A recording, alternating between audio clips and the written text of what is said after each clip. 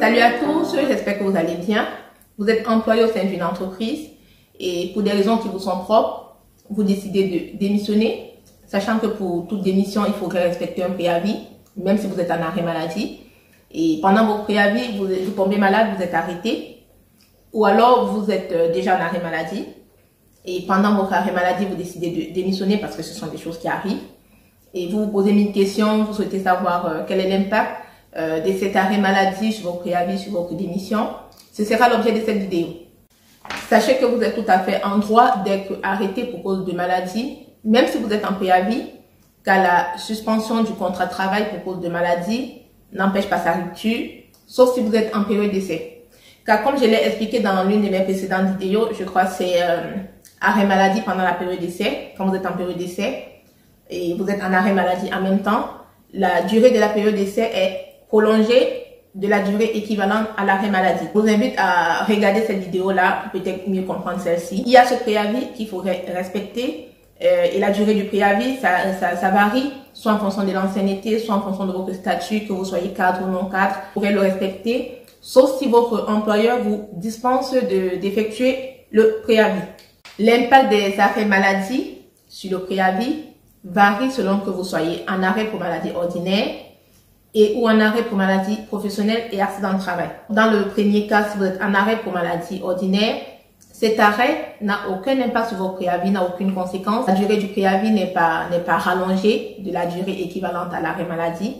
Donc, le contrat va se terminer à la date initialement prévue. Pour prendre un exemple, on va considérer que vous avez posé votre démission dans une entreprise X le 2 janvier avec un préavis de 2 mois. Ça va se terminer le 2 mars, donc du 2 janvier au 2 mars, ça fait 2 mois.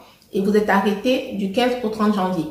Donc, vous travaillez normalement et puis le 15, vous êtes en arrêt maladie jusqu'au 30. Le 31 janvier, vous reprenez le travail. Vous travaillez jusqu'au 2 mars. Le 2 mars, votre contrat se termine. Vous recevez tous les documents de fin de contrat. Maintenant, l'autre cas, c'est le cas où vous êtes en période de préavis de 2 mois. Vous avez posé votre démission le 2 janvier avec un préavis de 2 mois. Et vous êtes arrêté le 1er mars, par exemple, sachant que votre préavis se termine le 2 mars. Vous êtes arrêté du 1er mars au 5 mars ou au 10 mars. Une fois de plus, cet arrêt maladie n'aura aucune conséquence, aucun impact sur votre préavis. Vous allez terminer votre contrat étant en arrêt maladie et vos documents de fin de contrat, vous allez les recevoir peut-être par courrier, ça dépend du fonctionnement de chaque entreprise. Voilà pour ce qui concerne la maladie ordinaire. Et à contrario, si vous êtes en arrêt pour maladie professionnelle et ou accident de travail, ces arrêts-là ont un impact sur le préavis. Ça veut dire que si vous avez un accident de travail ou une maladie professionnelle, la durée du préavis est rallongée de la durée équivalente à l'arrêt maladie. On va prendre toujours le même exemple.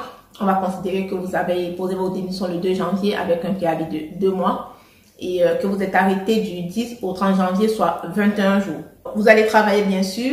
Le 10 janvier, vous avez un accident de travail où votre médecin vous délivre un arrêt pour maladie professionnelle. Vous êtes en arrêt maladie, vous reprenez le 31 janvier. Mais au lieu que votre contrat se termine le 2 mars comme initialement prévu, non. Le préavis sera repoussé, sera rallongé de 21 jours parce que du 10 au 30 janvier, ça fait 21 jours. Donc, ça se compte en jours calendaires. Donc, il faudra rajouter 21 jours à partir du 2 mars, ça va jusqu'au 23 mars. Au lieu de terminer votre contrat le 2 mars, vous allez terminer votre contrat le 23 mars. Et une fois de plus, si après, vous êtes encore arrêté, si c'est de 2 jours, une fois de plus, la durée de vos arrêts maladie vont rallonger la fin du préavis. Et ça, c'est ce qui concerne la maladie professionnelle ou l'accident de travail. Maintenant, vous vous posez la question de savoir si, au cas où vous êtes en arrêt maladie et vous ne pouvez pas effectuer votre préavis, peut-être vous vous demandez si vous allez percevoir une indemnité compensatrice de préavis. Non. Si vous êtes en arrêt maladie et vous ne pouvez pas effectuer votre préavis, vous ne percevez pas l'indemnité compensatrice de préavis, sauf si votre employeur vous dispense d'effectuer ce préavis-là. Et dans le cas où il décide quand même de vous verser l'indemnité compensatrice de préavis et qu'à côté, vous percevez vos indemnités journalières de la sécurité sociale, il a en droit de les retenir sur l'indemnité compensatrice de préavis qui vous sera versée. Maintenant, si vous démissionnez et que votre arrêt maladie se termine après votre fin de contrat et vous souhaitez savoir, vous vous posez la question de savoir si vous allez continuer à recevoir vos indemnités journalières de la sécurité sociale. Oui, une fois de plus, il y a pas de souci par rapport à ça parce que quand vous êtes en arrêt maladie, l'entreprise, votre entreprise, le service RH établit une attestation de salaire qui est transmise à la sécurité sociale. Donc, du coup, si vous avez bien renseigné votre RIB, vous avez tout bien renseigné sur le site de la sécurité sociale, normalement, même si vous n'êtes plus dans cette entreprise-là, vous pouvez continuer à percevoir vos indemnités journalières de la sécurité sociale pendant une période de 12 mois. J'espère que ma vidéo vous a été utile, j'espère que ça vous parle un tout petit peu. Donc, si c'est le cas, je vous invite à vous abonner à ma chaîne YouTube.rh, à ma page Facebook.rh où je partage beaucoup d'informations administratives courantes. Si vous avez des questions, je vous invite à me les laisser en commentaire et je vous dis à très bientôt dans de prochaines vidéos. Ciao!